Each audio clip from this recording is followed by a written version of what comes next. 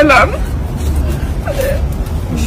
টাকার কাছেই হেরে গেলাম। মানে এতদিনে 4.5 বছর যে এত আমরা টাকা দিলাম, এত এফোর্ট দিলাম, মানে সবকিছু লস, মানে হেরে গেছি। জাস্ট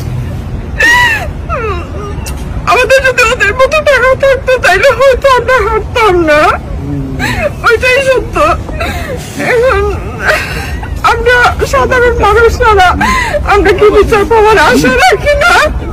আমরা কি বিচার পাবো না? আমরা মানে কষ্ট করে আমরা টাকা উপার্জন করি।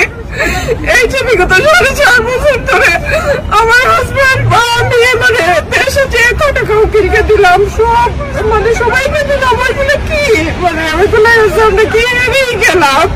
মানে ওইটাই সত্যি, আমরা হেরে গেছি। ওইটাই মানে ভাবছিলাম হয়তো আর কখনো কান্না করতে হবে না, ওরা আইনের আওতায় আছে, হয়তো বিচারটা পাবো, কিন্তু না, বিচারটা পাওয়া হয় নাই। আজ আমরা পাই নাই, দেশে চাষি কর্মী থাকবে। আচ্ছা বোন, we should all get together. আমরা কিছু মানুষ টাস্ক ফোর্স গঠন করি, আমরা এগুলো সারতাম না। আপনার আম্মার এবং আপনার ভাইয়ের ডাক্তারের অবস্থাটা ঠিক আছে? আমার আম্মা তো সবাই জানেন, আমার আম্মা অনেক অসুস্থ, মানে হাইলি ডায়াবেটিক্স এর জন্য পেশেন্ট। উনি এই যে মানে কোর্টে মানে সকাল 7টা থেকে উনি কোর্টে যাওয়ার পর মানে কোর্টটা তখন শুরু হয় মানে 10টা 10:30 থেকে, কিন্তু আমার আম্মা 8টার আগেই গিয়ে হাজির। আমার আম্মা তারপর 6টার সময় ঘরে এসে মানে ওষুধ নেন, তারপর খাবার দাবার করেন। এই যে একটা মা, আপনারা জাগ্রত হন, আমাদের মতো লুজার আপনারা হবেন না।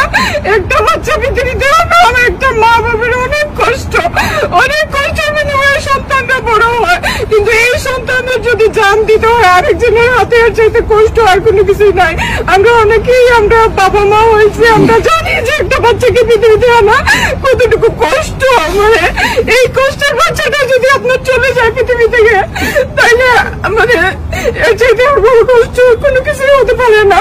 মানে একটাই বলবো, আমরা হেরে গেছি, প্লিজ আপনারা হারবেন না। সিলেটবাসী আপনারা জাগ্রত হন, আপনারা রাজপথে নেমে আসেন, আপনারা আপনাদের ছেলেদেরকে আপনারা মানে সেভ করেন, আমাদের মতো আপনারা হেরে যাবেন না। আর যে বাজারা মানে টাকার জন্য এটা করছেন, আপনাদের তো অনেক টাকা আছে, আর কত লাগে, আর কত লাগে আপনাদের টাকা? আপনাদেরকে বিবেক মরে গেছে, আপনাদেরকে বিবেক বলতে কোনো কিছু নাই। আমরা